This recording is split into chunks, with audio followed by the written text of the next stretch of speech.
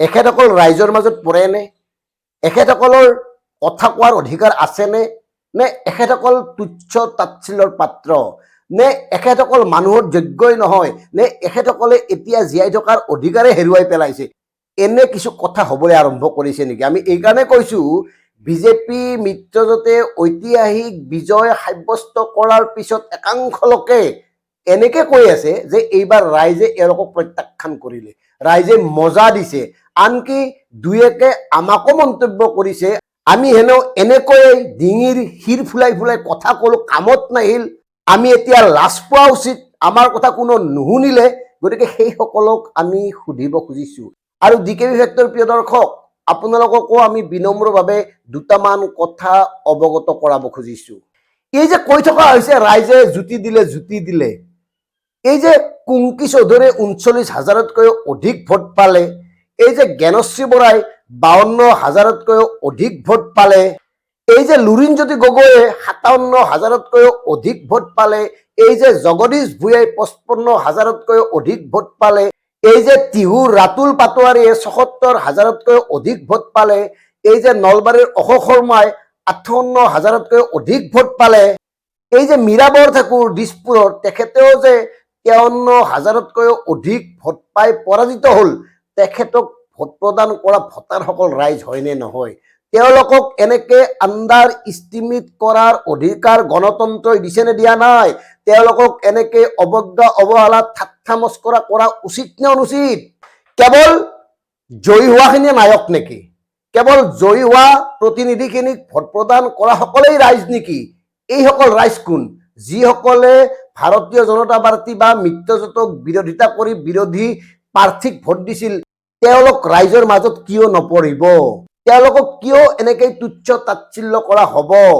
কাৰণ গণতন্ত্ৰত বিৰোধী থাকিবই।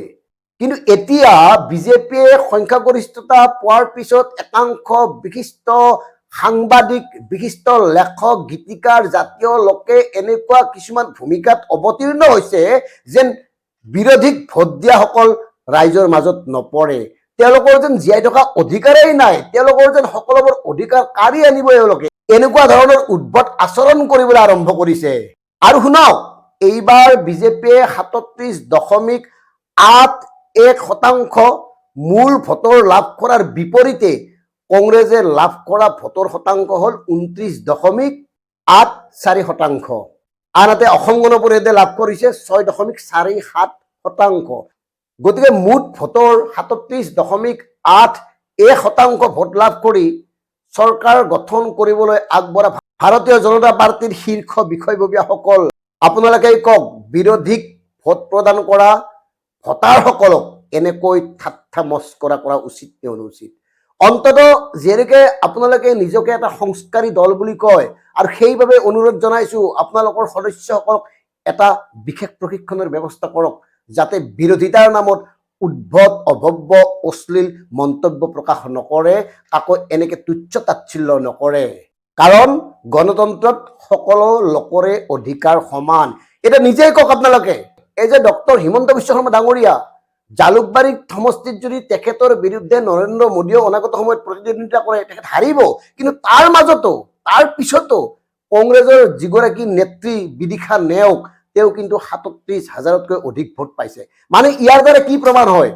ইয়াৰ দ্বাৰা এইটোৱে প্ৰমাণ হয়, জালুকবাৰী সমষ্টিত হিমন্ত বিশ্ব শৰ্মা ডাঙৰীয়াক বেয়া পোৱা বা তেওঁক নিবিচৰা মানুহ আছে। বিদিশা নেওগৰ 37,000 আৰু অন্যান্য নিৰ্দলীয় প্ৰাৰ্থীৰ মুঠ ভোট যোগ কৰিলে 40,000তকৈও অধিক লোকে হিমন্ত বিশ্ব শৰ্মা ডাঙৰীয়াৰ বিৰুদ্ধে ভোট প্ৰদান কৰিছে। গতিকে তেওঁলোকৰ অধিকাৰবোৰ আপোনালোকে কাঢ়ি ল'ব নেকি? নে তেওঁলোকক ক'ব যে আপোনালোক মানুহেই নহয়, জীয়াই থকাৰ অধিকাৰ আপোনালোকৰ নাই, এনেকে ক'ব পাৰিব নেকি?